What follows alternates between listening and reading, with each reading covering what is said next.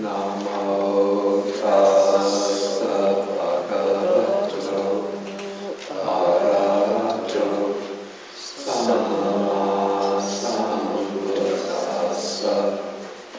Namo tassa bhagavato arahato samma sambuddhassa.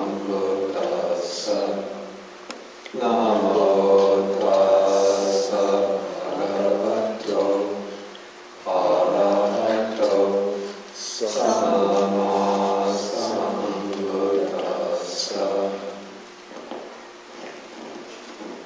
Good morning, everyone.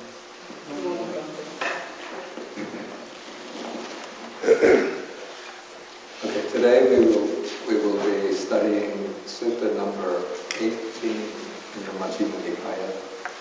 This is called the Madhupindika Sutta, the discourse on the Honeyball.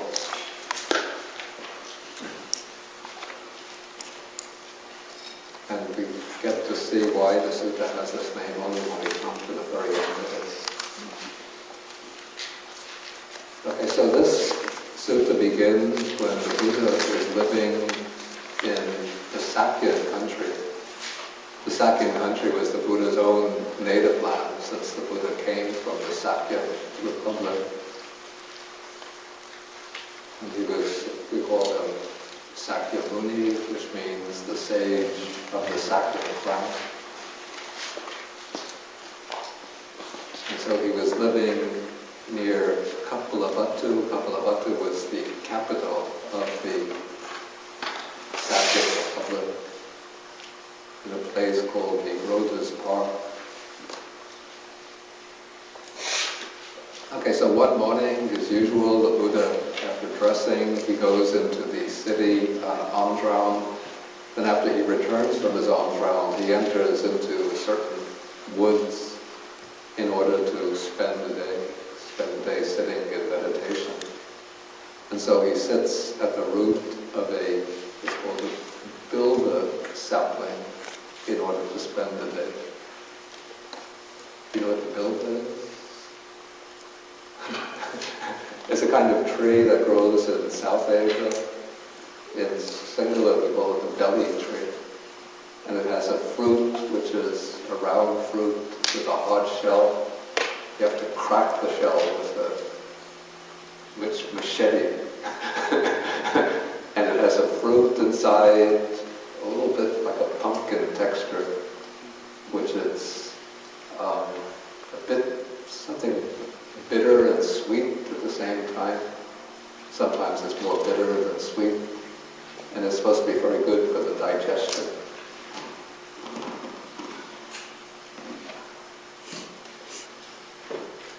Okay, so while the Buddha is sitting there, somebody who is identified as Dandapani the Sakya is walking, taking a walk, and he enters the great wood, and he sees the Buddha sitting under the bilva sapling and comes up to him.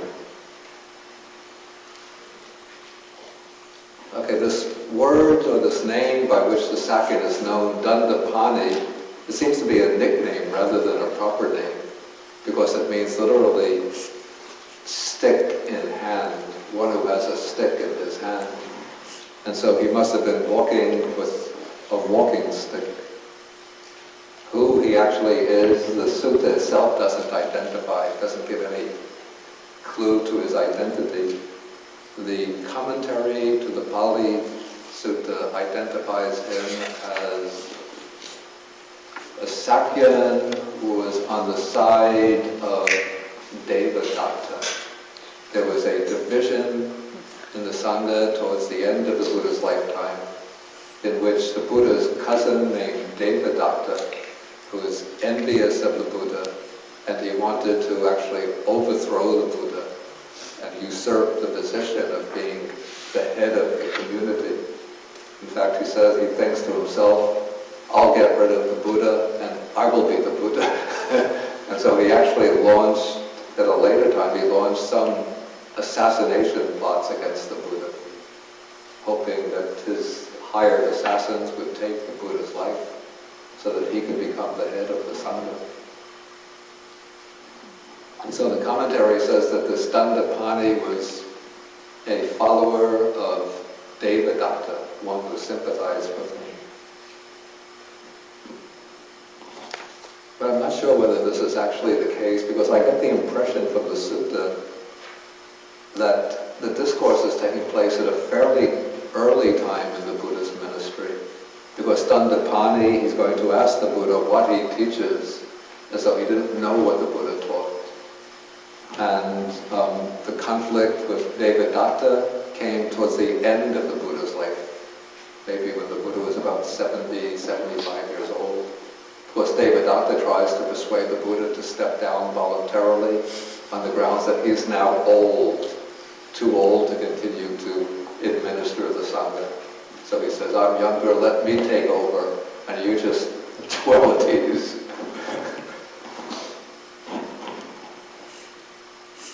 In any case, when the Buddha had left the household life to become an ascetic, it seems that some of the Sakyans were very unhappy with him because he was the son of one of the most prominent Sakyans of the time.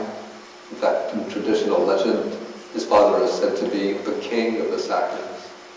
Though we know from the suttas that the Sakyans didn't have a kingdom, a kingship, but a republican form of government.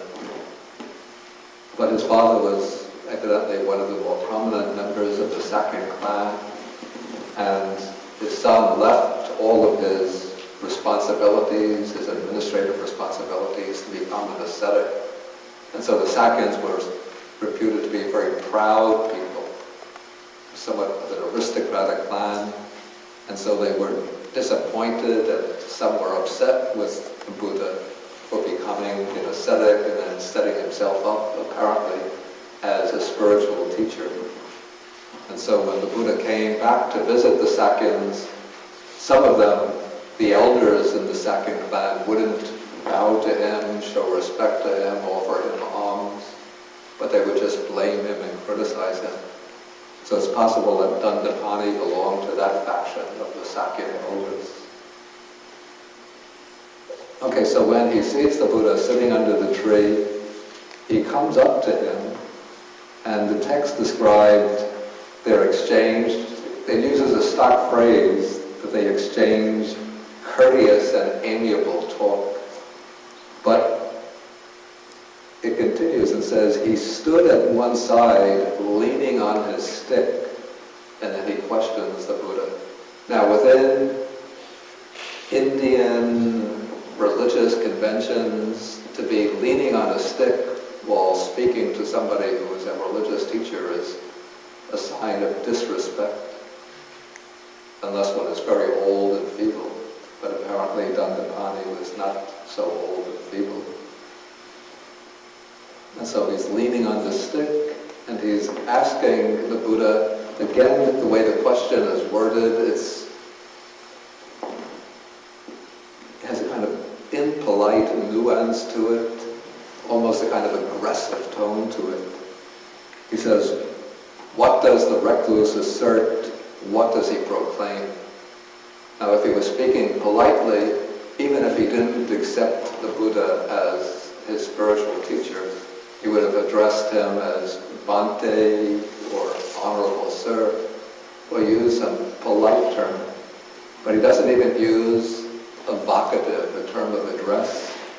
And he just refers to the Buddha in this, it seems almost like in a disparaging tone. What does the recluse assert? What does he proclaim? As though he's deliberately trying to say something provocative in order to pull the Buddha into an argument. Like by speaking a little aggressively, disrespectfully. He wants the Buddha to get angry with him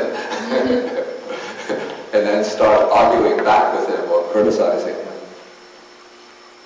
But the Buddha is going to answer in a way which sort of undermines the strategy of Dandapani.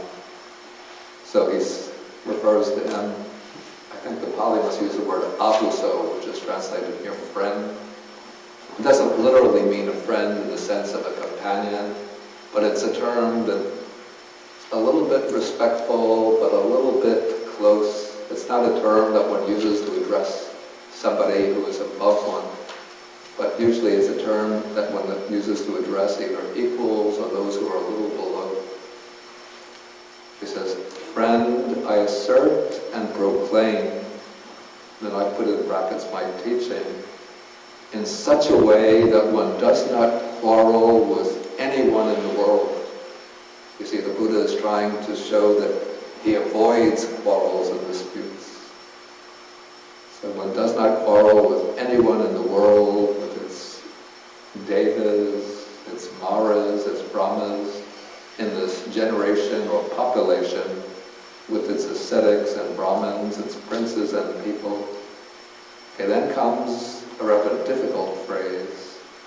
"In such a way that perceptions no more underlie," or we could say lie within, lie dormant within, "that Brahman who abides detached from sensual pleasures, without perplexity, shorn of worry, free from craving for any kind of being." It seems with this phrase, the Buddha was deliberately trying to perplex Dandapani, to make a statement that he wouldn't understand, and so he would give up trying to provoke the Buddha in argument. That's my impression anyway. And here the Buddha uses the word or expression, "that Brahman." And so normally in the Indian social organization of that period, the Brahmins referred to people of a particular social class.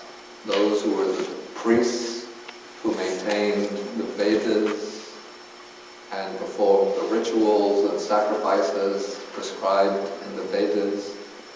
But the original meaning of Brahman was somebody who embodies the holy power, the divine power that sustains the universe. And so the word Brahman in its original sense would be translated something like a holy man. And so the Buddha took this term Brahman and gave it, or tried to give it, a new meaning grounded in his own teaching. And so the Brahman would be the perfectly enlightened, perfectly liberated person.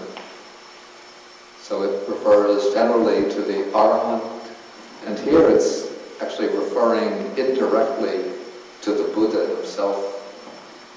Even though the Buddha didn't come from the Brahmin clan, but from the Kshatriyas, or warrior class, but he uses sometimes the word Brahmin to refer to himself and to other disciples who have reached arhatship.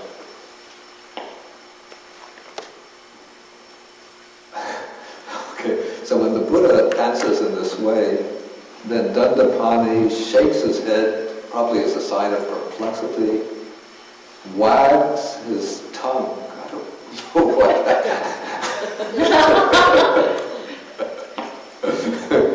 and raises his eyebrows until his forehead was puckered into 3 lines. What does this signify? Perplexity. What is it? Perplexity. It seems to be a mixture of perplexity and frustration. Maybe frustration, exactly. And maybe a little bit of anger there also. In any other country, if one gets perplexed, frustrated, angry, just went one at a time.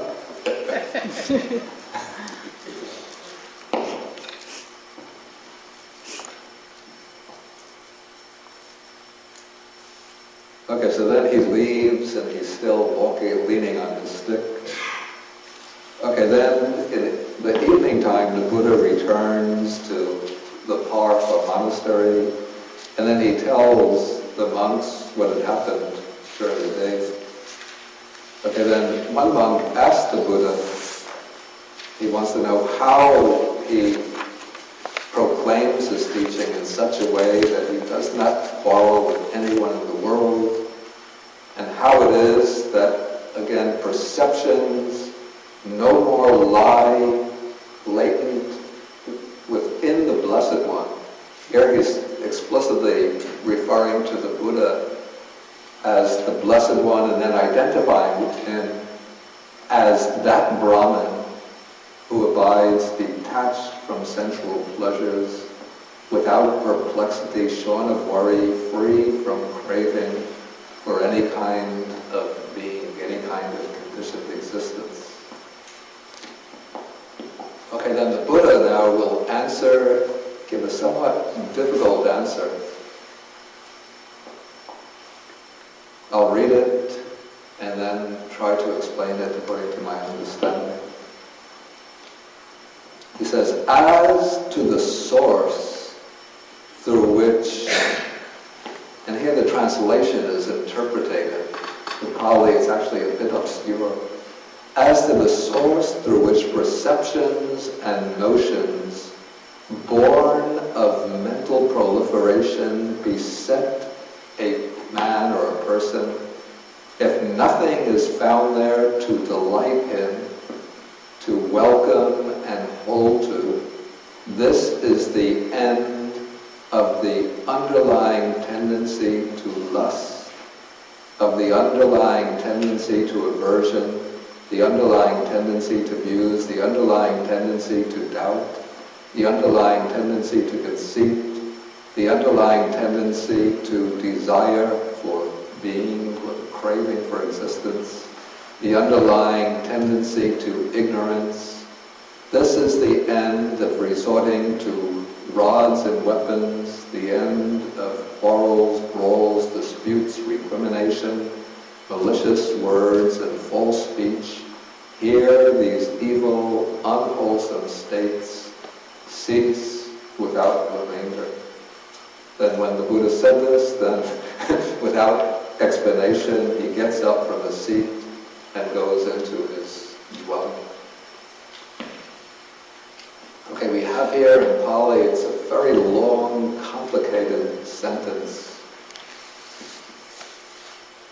Okay, we start, the key expression in this whole sutta is what is translated as perceptions and notions. Then I put in brackets here, born of mental proliferation. The Pali expression.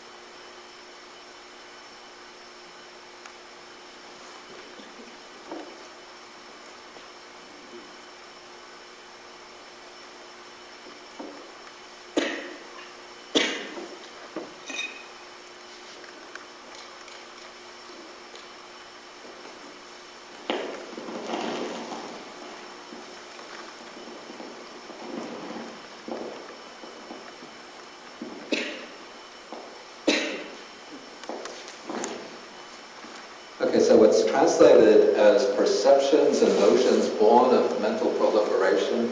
In the original, it's a somewhat perplexing compound, papancha sanya sankha. It doesn't occur very often. In fact, it occurs very seldom in the text. And so we don't really find enough material to be able to draw out a definite, explicit interpretation or explanation. And so it's an expression that requires some degree of interpretation. Okay, so we have two words. One is sanya, which normally it's translated as perception, but it can also refer to the result of perception, which is an idea, ideas. And then we have another word, sankha, which comes from, the original meaning is reckoning or counting, but it can also signify the way we interpret experience by means of concepts or notions.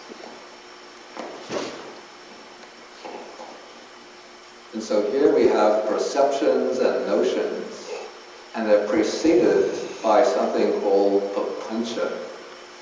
Papancha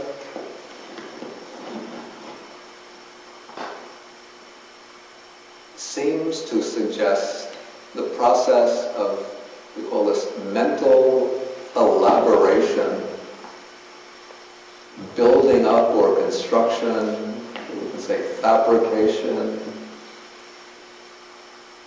And so the way I understand it is that this is the elaboration, the fabrication of interpretations of experience, which affect our ideas and our concepts, so that even our perceptions get influenced by these tendencies to proliferation, to mental proliferation.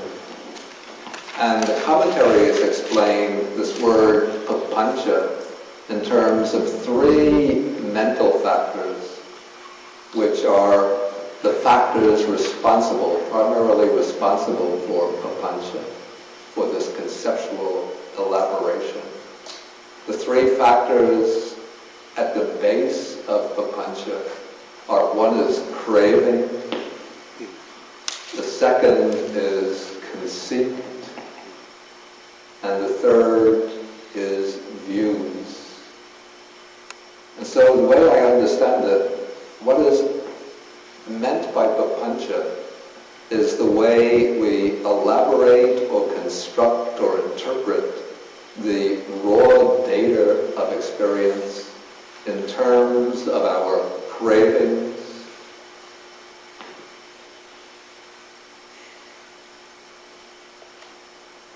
our conceit, or our desire to stand out, our need to be somebody special. Here, mana, conceit, doesn't necessarily imply that one is proud and arrogant, but at a more basic level, it could signify just the need to stand out, to be somebody special, to have some kind of sense of secure personal identity.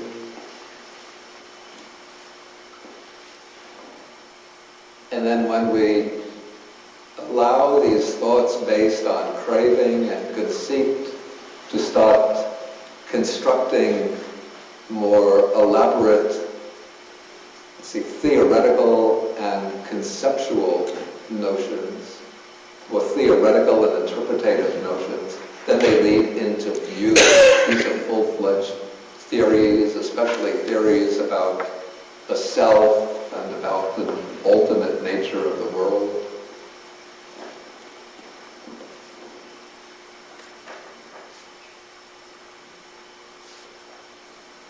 Even though the commentaries mention these three factors at the root of papancha, of mental elaboration, craving, conceit, and views, But it seems to me that many other mental factors could enter into this work of conceptual elaboration.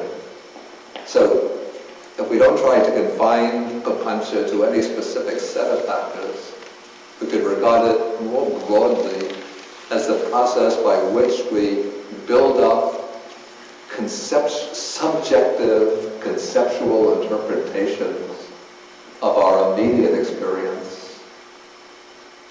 And then we become carried away by these conceptual instructions so that they pull us into entanglement, or they oppress us or afflict us.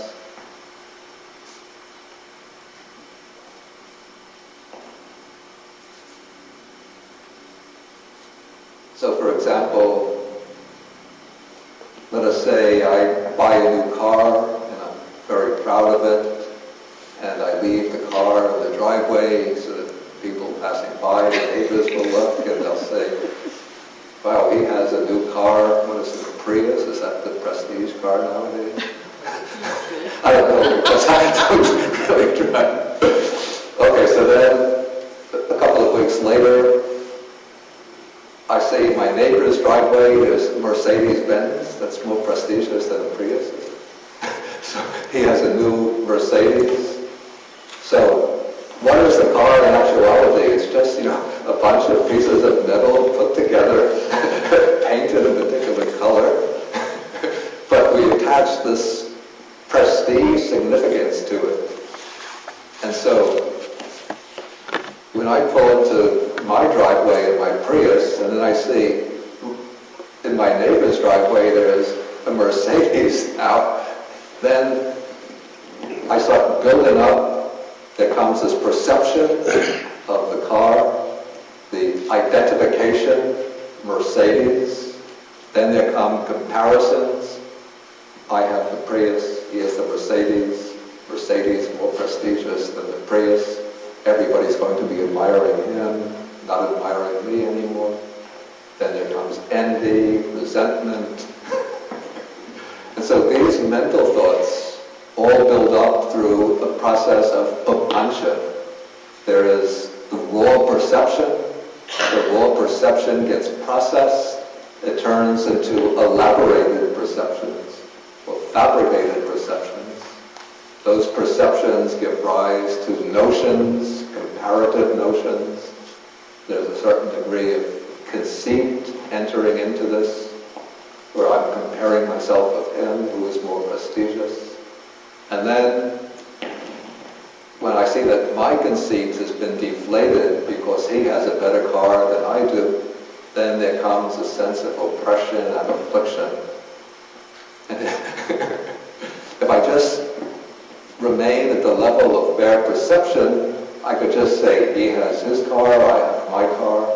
One car is as good as another. Each car has its own purpose. But this all gets built up or processed and thought until it becomes the basis for even conflict, disputes, competition.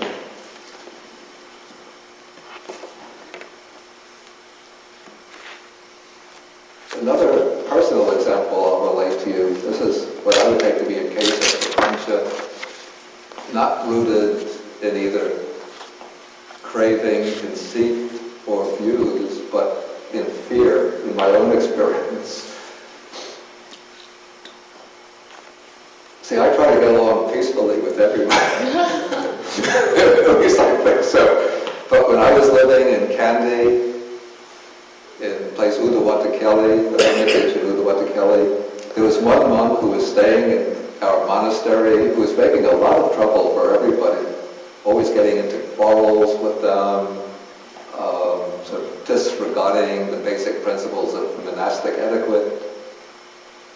Okay, later that year, in 2001, I had gone to Singapore for some time, and the other monks who were staying there found that they had reached a point where they just couldn't live together with him anymore.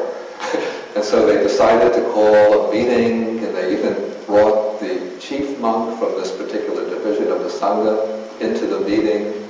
And the chief monk said to that troublemaking monk, "You have to live harmoniously with the other monks and follow their way of doing things, otherwise you have to leave.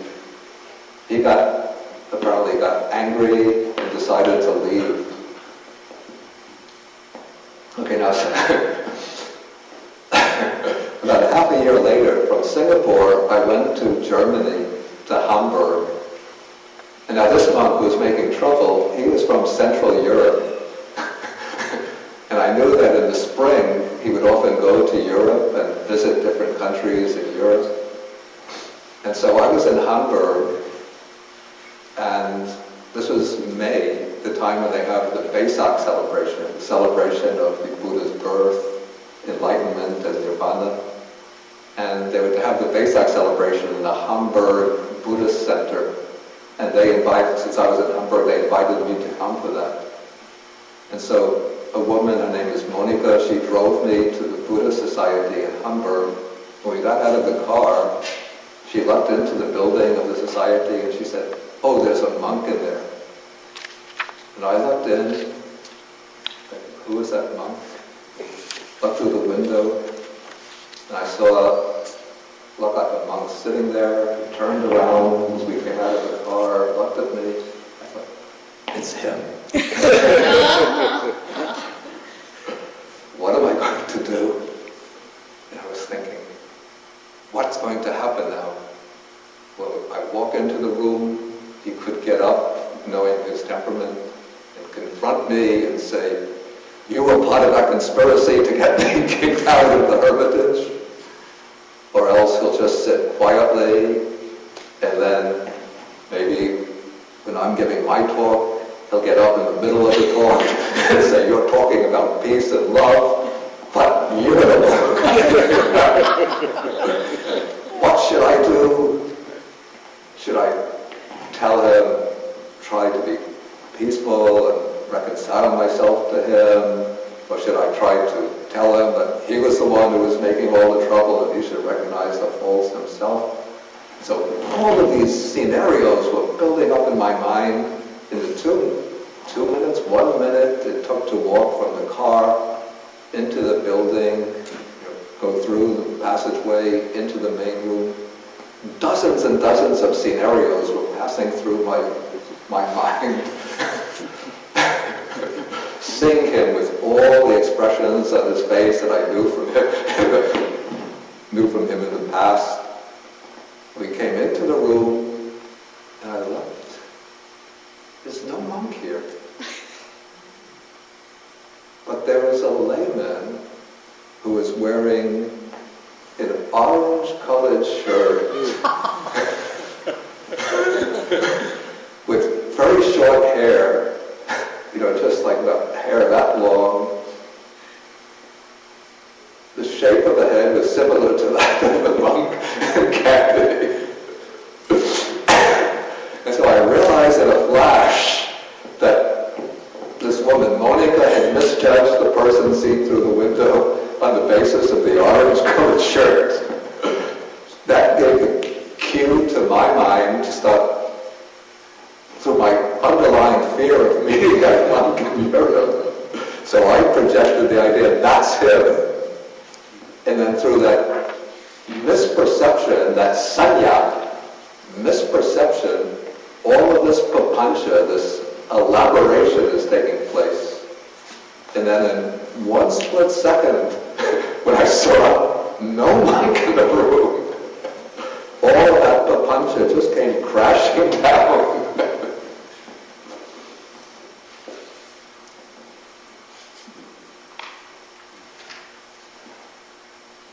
Okay, so continuing. This is the way I understand papancha sanya sankha. If there is nothing is found there to delight in, that is, one takes delight in it through craving. That's the way the commentary interprets it. One welcomes it through affirming it and holding to it. All of these are activities of craving and clinging. Then this is the end of here the text enumerates the 7 underlying tendencies.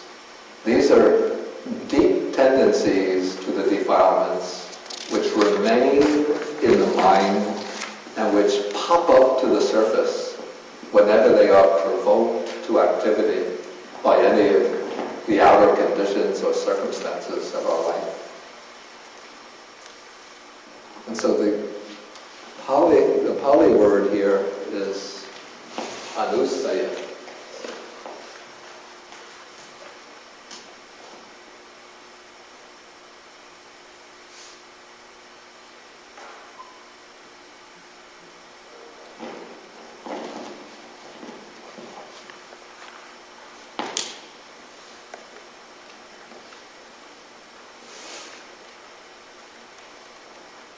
This is what is translated as underlying tendency. It comes from the stem saya, which means to lie down, to be lying down. And it has the prefix anu, which has the sense of along with or to follow. So the anusaya are defilements which lie along with the stream of consciousness, and they follow us along from life to life, and whenever they find the opportunity, then they arise to the surface in the form of some kind of afflictive thoughts. So the texts mention 7 of these underlying tendencies. One is the underlying tendency to lust, and here it's specifically sensual lust. Then there's the underlying tendency to aversion, to dislike. So those are 2 fundamental underlying tendencies: the lust, attraction, attachment to what is pleasant, and the aversion to what is unpleasant. But then there are several other underlying tendencies: the tendency to form views, the tendency to doubt, being unable to place firm confidence or trust in a particular spiritual teaching, the tendency to conceit, that is to construct and interpret experience in terms of I, and then using that sense of I to rate ourselves better, equal, or even worse. Then the underlying tendency to desire for being. This is the deep clinging to existence that drives one from life to life within samsara, the round of rebirths. And then the 7th, this is the deepest tendency, the tendency to ignorance, to not understanding things as they truly are.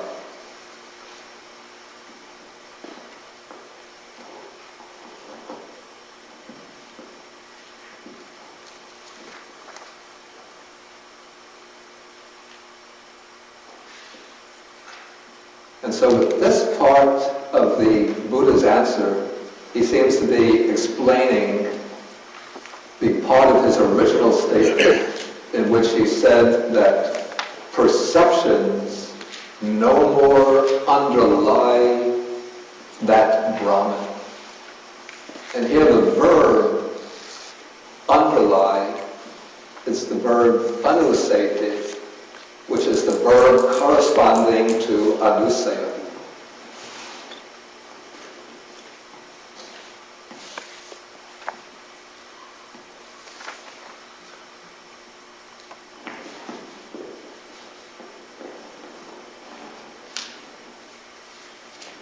So the idea, the way I see it, seems to be that these underlying tendencies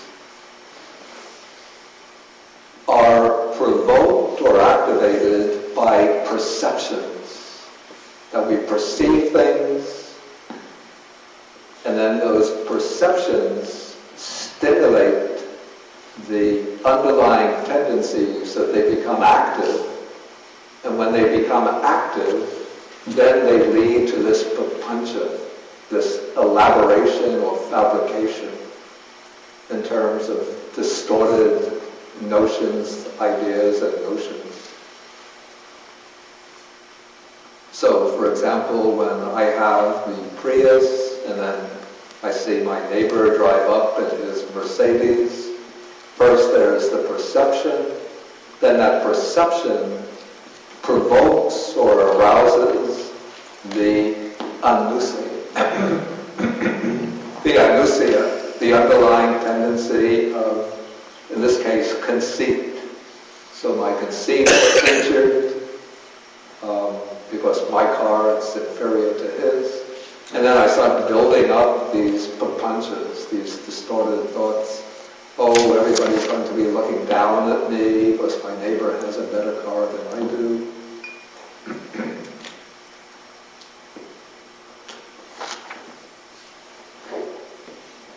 Or that rascal in the middle of the night going to set off a firecracker, drop a firecracker into his gas tank.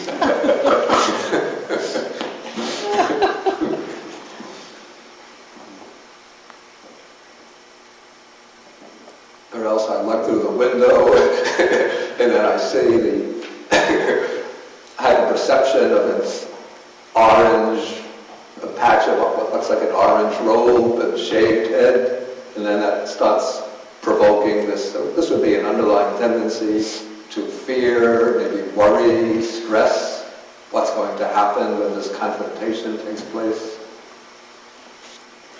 So these are underlying tendencies being provoked by perceptions.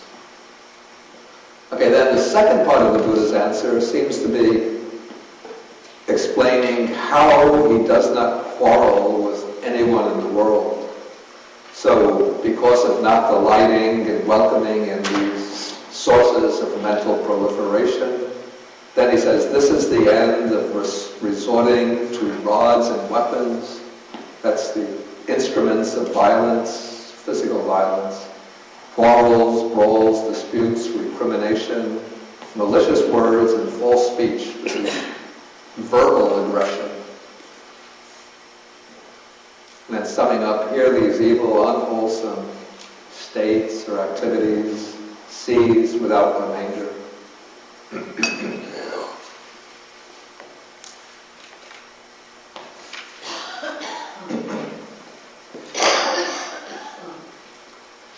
Okay, now apparently the monks at that time weren't able even to understand the Buddha's explanation of his original statement. And so they say to one another, now the Buddha has gotten up from his seat, he's gone into his dwelling, and he's given just a brief statement without explaining the detailed meaning. Who will expound this short statement in detail? And then their minds turn to one of the Buddha's great disciples. His name is Mahā Kaccāna. And this Mahā Kaccāna was singled out by the Buddha as one of the special types of great disciples. The great disciples have different specialties. One is the foremost in wisdom, that's Sariputta. Another is the foremost in psychic powers, that's Moggallana. Another is the foremost in the ascetic practices, that's Mahā Kaccāna. Another is the foremost in learning the Dharma, that's Venerable Ananda. And Mahā Kaccāna was the foremost in being able to take a short statement of the Buddha and give a detailed explanation of it. So for this reason, the monks go to Mahā Kaccāna in order to ask him to explain the Buddha's statement in detail. Then Mahā Kaccāna is very modest, and so he says, here I'm in paragraph 12, this is like a man needing heartwood, seeking heartwood, wandering in the woods in search of heartwood, but he looks for the heartwood, the solid core of the tree, among the branches and leaves, the twigs and leaves of the tree. After he passes over the root and the trunk, that's where the heartwood is to be found. And so, Mahā Kaccāna says, in the the same way, you come to me asking me to explain the meaning of this statement, even though the Buddha was face to face to you and you didn't ask him. Of course, they should say, even though the Buddha was face to face with us, but he got up and went into his room and shut the door and left us out in the cold. Okay, so then he praises the Buddha as the one who knows and sees, and so on. You should have asked, when you were with the Buddha, you should have asked him about the meaning. Shouldn't come to me. Okay, but the monks persist, and then Mahā Kaccāna says, okay, since you are insisting, I'll explain to you my interpretation. Okay, then he repeats the Buddha's statement in paragraph 15. Then he starts to give his explanation in paragraph 16. And this is a very important statement because it shows how cognition develops and unfolds and how it gets distorted at a certain point.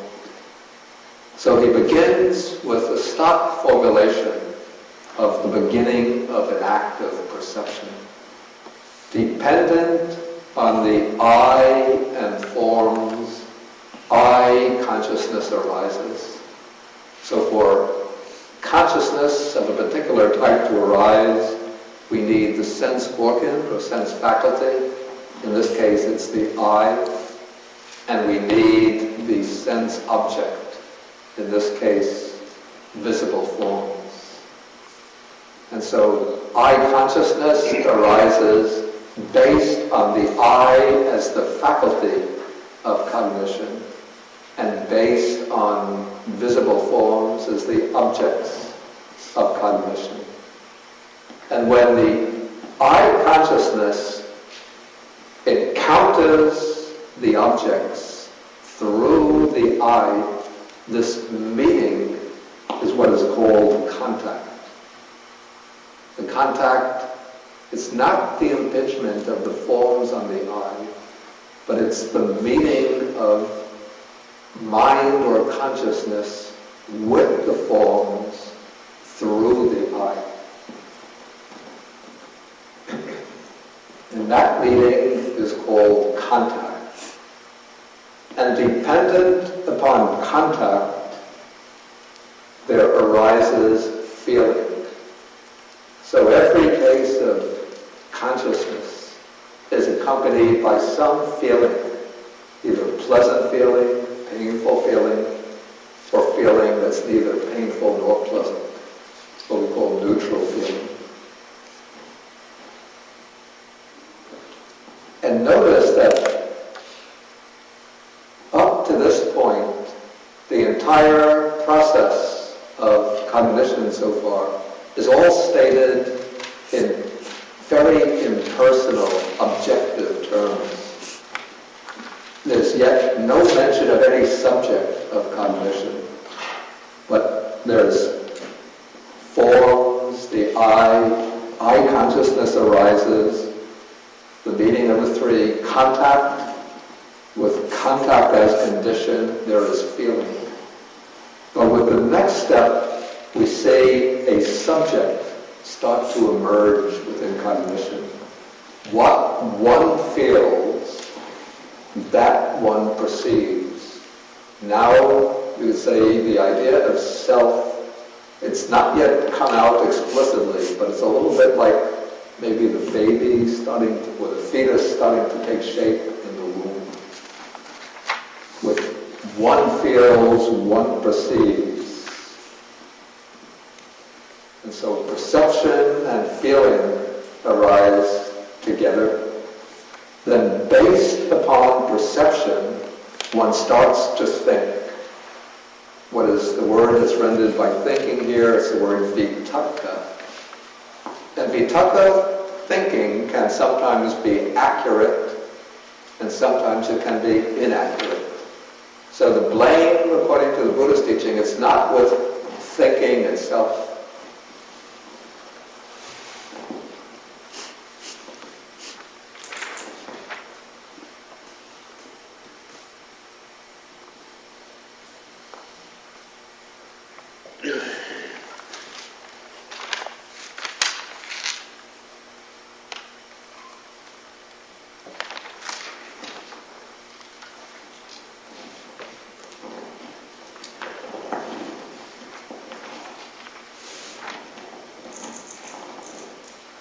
Okay, what one perceives, that one thinks about.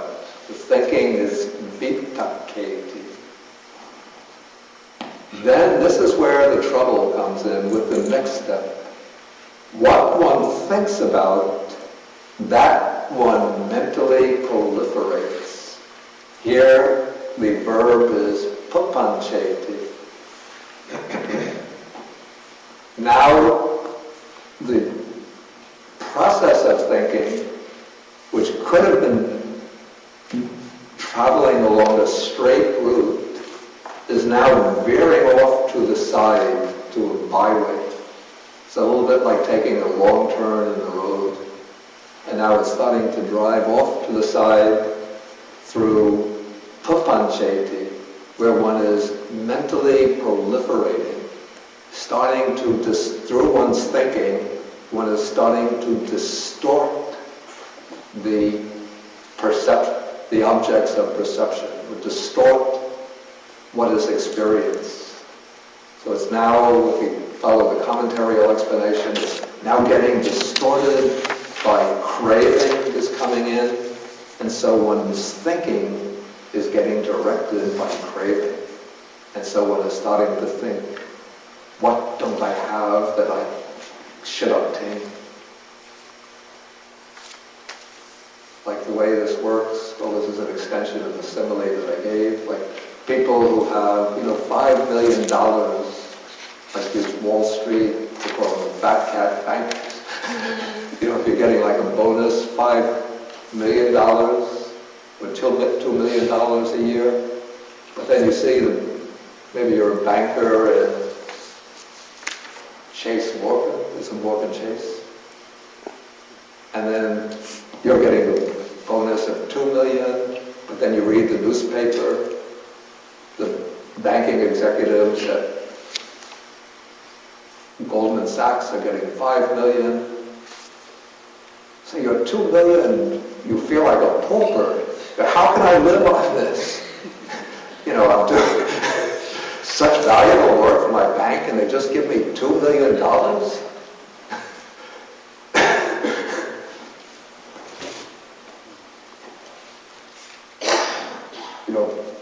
With this I could only have 3 homes.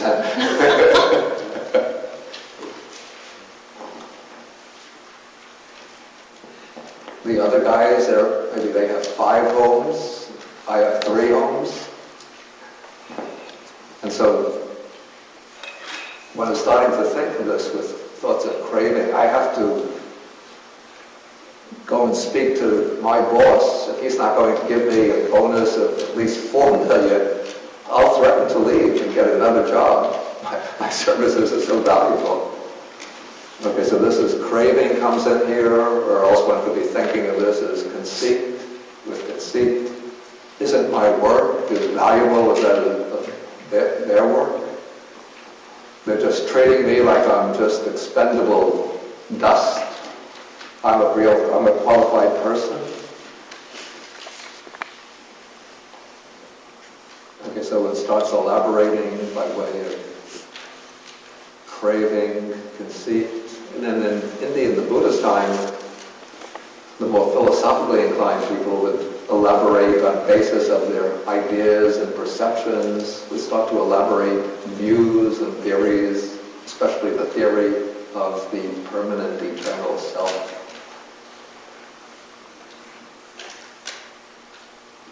And so one builds up these mental proliferations. Again, it's an active verb with the subject in the active position.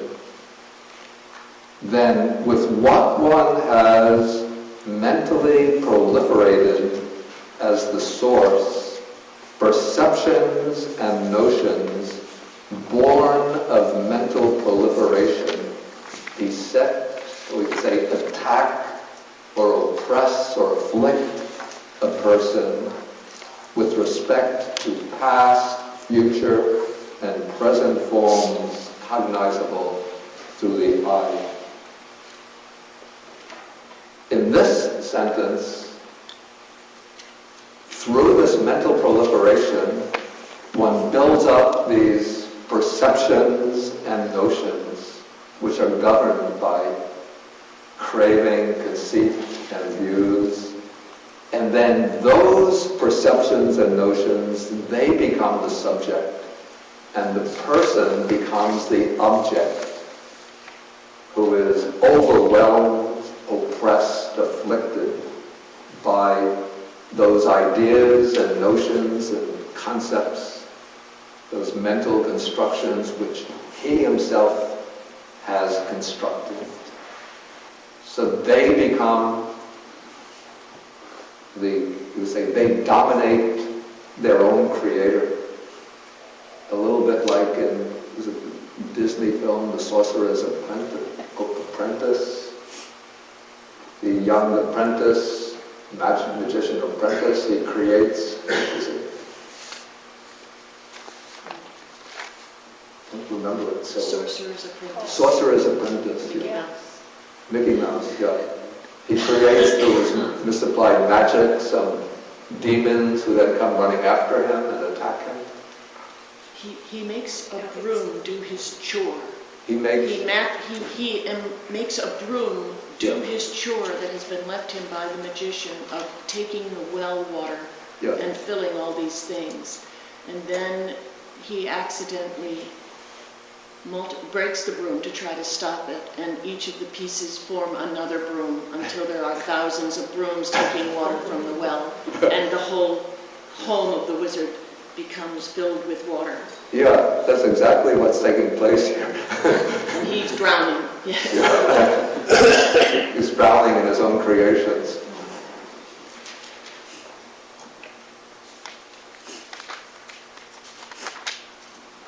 Okay, then the same pattern is explicated with regard to all of the sense faculties, each of the other sense faculties. Now what this passage does, it also, even though it doesn't state this directly, but it indicates to us what is done in the development of Buddhist mindfulness meditation or insight meditation to break this sequence by which we get overwhelmed by our own mental creations. And so sometimes we have in the formulation of dependent origination, we have feeling gives rise to, we have contact gives rise to feeling, feeling gives rise to craving, craving gives rise to clinging.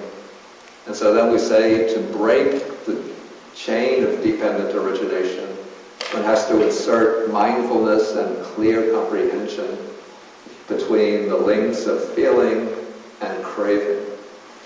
Okay, here we have almost the same thing being indicated, not with regard to craving as such, but in terms of more conceptual modality, with regard to cognition. So as we move from perception to thinking, okay, as long as the thinking is accurate, then it's acceptable.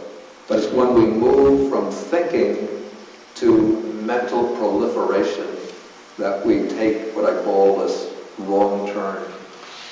And so in the practice of mindfulness meditation or insight meditation, what one does is to keep on mindfully observing one's experience in order to forestall or prevent the perceptions and the thoughts from proliferating and getting out of hand and distorting the experience through concepts and ideas that are of purely subjective origin.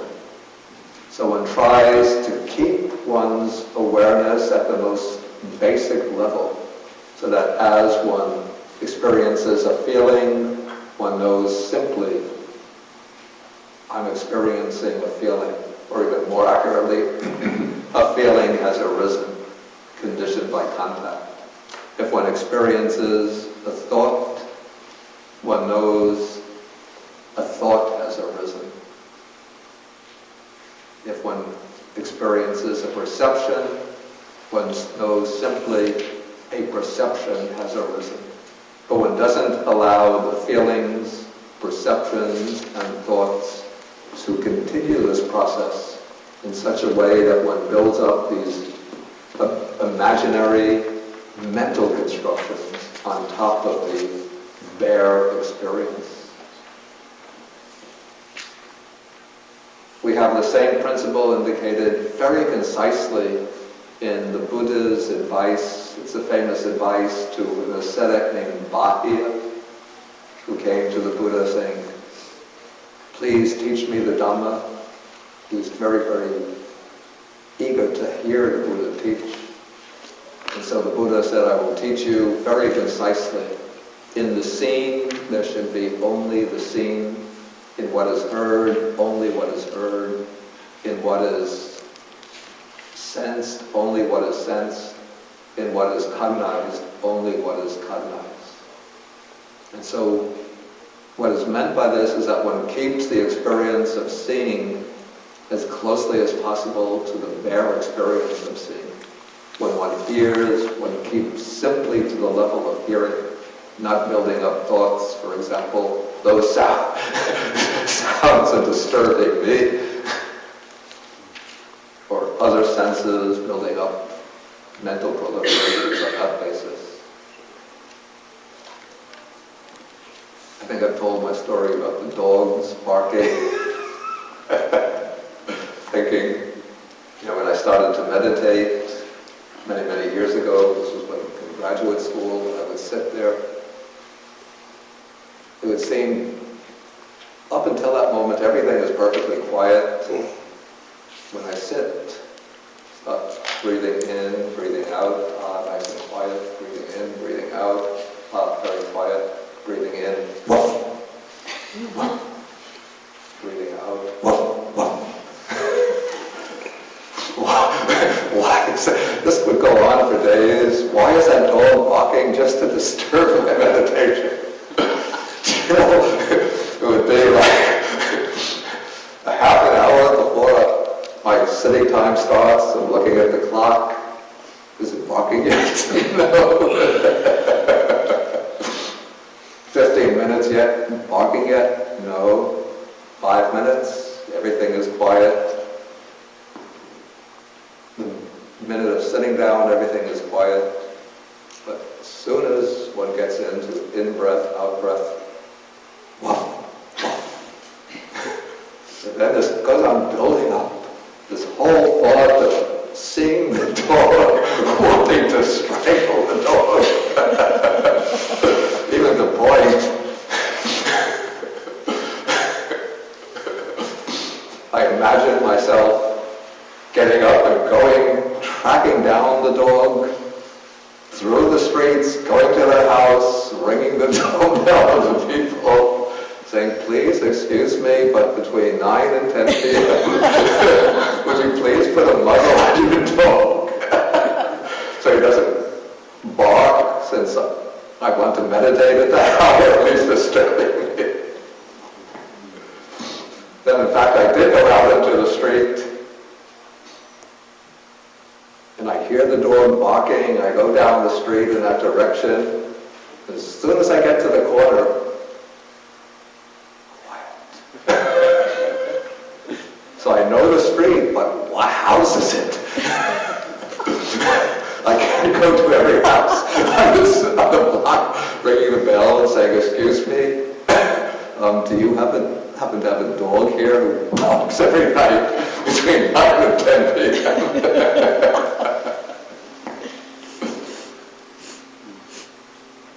So eventually I had to learn to live with the barking. But the way to get over that is simply, what is it all but interpretation? It's just the sound. So if you treat it just the sound, if you hear the barking, you just can note barking, but even barking is an interpretation. So if you just bring it down to a further level, it's just a sound.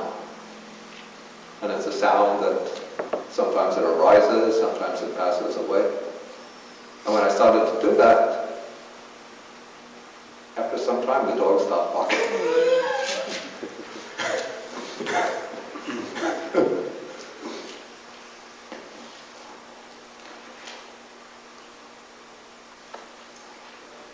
Okay, maybe I'll ask now at this point if there's any questions. Yes, Richard. If we take these loving... This isn't actually a question, it's a comment. In Telugu, there is a habit that Telugu speakers have of sticking their tongues out. So the tongue wagging. People put their tongues out, and it's a common gesture like that, and it's like wagging tongues, right? And it's so much so that there are actually papers written on Telugu tongue extensions. And I'm thinking that it may be when he's wagging his tongue, it's the same tradition a little further north. That is, it's a gesture of contempt. Oh, is that so? Yeah, contempt and doubt, like, you say it. So. Right, too, but that's what I think people are doing. Yeah, it could be just a cultural custom which survived for thousands of years. Yeah, it's kind of like there's a gesture, for instance, that in the Midwest often, farmers will have this gesture of licking their bottom lip with their tongue. You slide your tongue across your lip, right? And that's an expression of doubt and standoffishness. Like, it's a way of saying, well, I'm thinking about this, but I don't think so. Right? I think it's a similar thing. Yeah, it could be a custom that goes back thousands of years and still survives in Andhra Pradesh. Yeah. There's nobody from North India here? Or knows North Indian customs? I'm just wondering if that custom still exists in North India.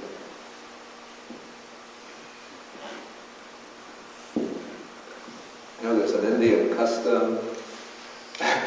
This also comes to Sri Lanka. The way of saying yes, it's not, in America we do this, but the way of a group, exactly. Somebody described it as if one were using the chin to describe a figure 8. Anyway. That's supposed to mean extreme pleasure. It's a pleasurable yes. Yeah. The head tickle. Yeah. Oh, it's just fine. Yeah.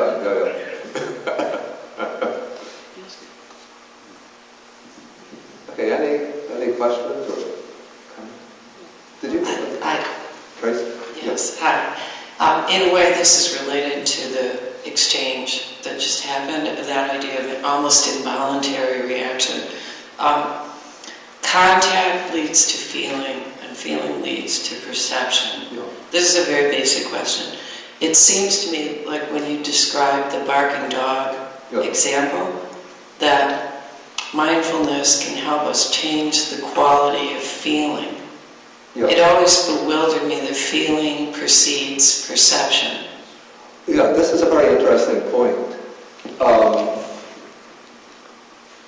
First, I'm not so sure that it's intended here that feeling precedes perception, even though it's stated, because it says what one feels, that one perceives, and so this could indicate that the two are occurring simultaneously. So according to the sort of more refined Buddhist analysis of cognition, feeling and perception always arise together. But now on different occasions of experience, one or another is more prominent.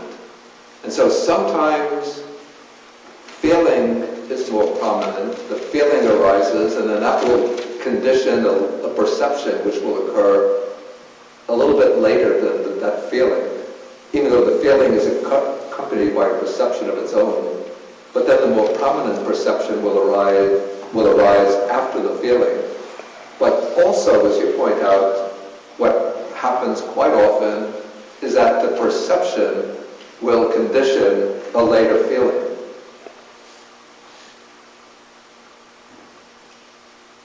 Okay, to go back to the example of my friend in the Harvard Buddhist Society,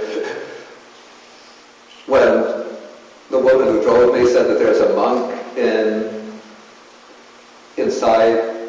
When I left, first all I saw was an orange robe, or what I took to be an orange robe.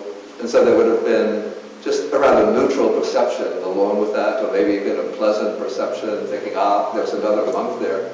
But then when the perception came, that's him, then there came the feeling of a kind of displeasure accompanied by fear, worry, stress.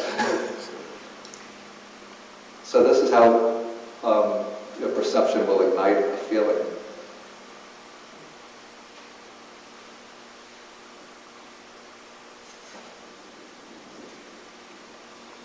There's somebody else in the front. Kim has a question. Thank you, Chief. Bhante, I'm one, thoughts naturally arises, so I don't think there's a way to stop the thoughts. But the problem is that the rising of the thought is that because once the thought arises, we clinging to the thoughts. What? We clinging, we attach to the thoughts. Yeah, thoughts arise naturally. Yeah. But what is eventually necessary through mental training is to try to alter the quality of the thoughts that arise. This is done through, we recognize that there are unwholesome thoughts and wholesome thoughts. And so we try to replace unwholesome thoughts with wholesome thoughts. I'm going to deal with this more in the next class, next Saturday. So I won't elaborate on it now. Thank you. One day, you said when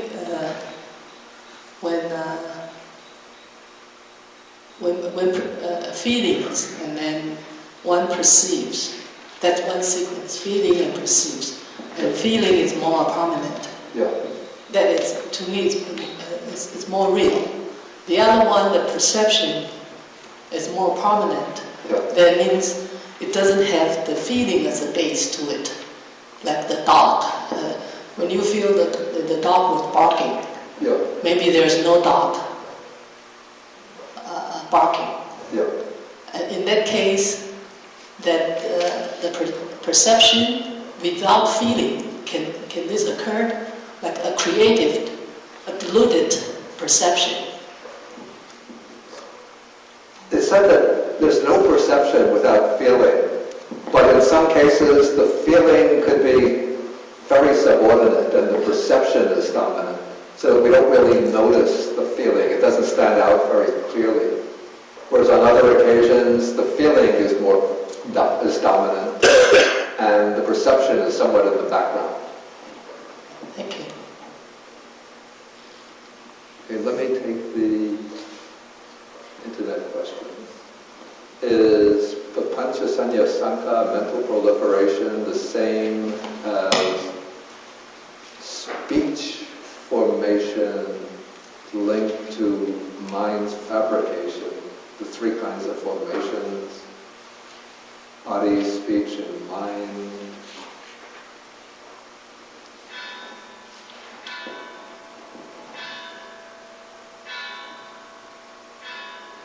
I'd say that they're rather two separate things. One could draw links between them, but in the texts themselves, they're not explicitly connected.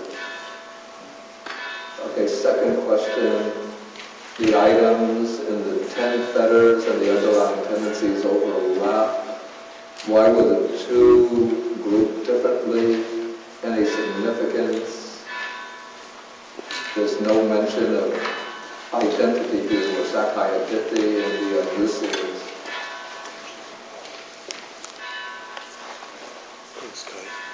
Okay, there is some overlap between the anusikas and the samyojanas. In fact, they're actually the same mental factors, but they're just, I think, they're designated in different ways in order to show different ways in which they function. When the Buddha calls them samyojana or fetter, that highlights their aspect of keeping beings bound or tied to the cycle of rebirths. Whereas when they're called underlying tendencies, that highlights the aspect of following along in the mind with this tendency to rise up from time to time. And then identity view is included amongst the anusias under the underlying tendency to views. Yeah, I just want to go rather quickly through the rest of the sutta in 5 minutes. Okay, starting with paragraph 17. Here, this is a little puzzling to me, that Mahā Kaccāna reviews by saying when there's the I form and I consciousness, it's possible to point out contact. When there is contact, it's possible to point out feeling. When there is, feeling, it's possible to point out perception and so on. Actually, this is evident, self-evident. But then there's paragraph 18, which is a little bit puzzling. When there's no I, no form, no I consciousness, it's impossible to point out contact. When there's no contact, there's no feeling. When there's no feeling, no perception, no perception. When there's no perception, there's no pointing out of thinking. When there's no manifestation of thinking, no pointing out of the perceptions and notions born of mental proliferation. So the reason why I find this a little puzzling, it seems to be saying that the condition for ending proliferation is that there should not be I form and I consciousness. But actually, the way I understand it, there can be the I, there can be the form, there can be I consciousness. There can be contact, there can be feeling, there can be perception, there can be thinking. But it's from the stage of thinking that one prevents the other stages of mental proliferation, and then the concepts of perceptions and notions born of mental proliferation. So this is a little bit of a puzzle, but I don't want to dwell on it now.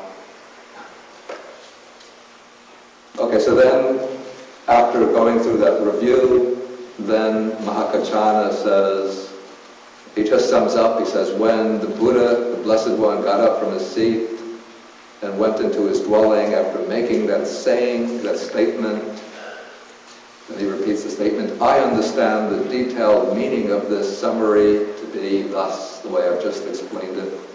If you wish, you can go to the Blessed One and ask him the meaning of this. As he explains it to you, thus you should remember it. Okay, so then the monks, they express their appreciation to Mahā Kaccāna. They get up, they go to the Buddha, they repeat Mahā Kaccāna's explanation, and then the Buddha praises Mahā Kaccāna, paragraph 21, he says, Mahā Kaccāna is wise, he has great wisdom, and then he puts the seal of approval on it, and he says, if you had asked me the meaning of this, I would have explained it to you in exactly the same way. That is the meaning of it, and so you should remember it. And Venerable Ananda brings in the simile of the Honeyball, which is what gives the sutta its name.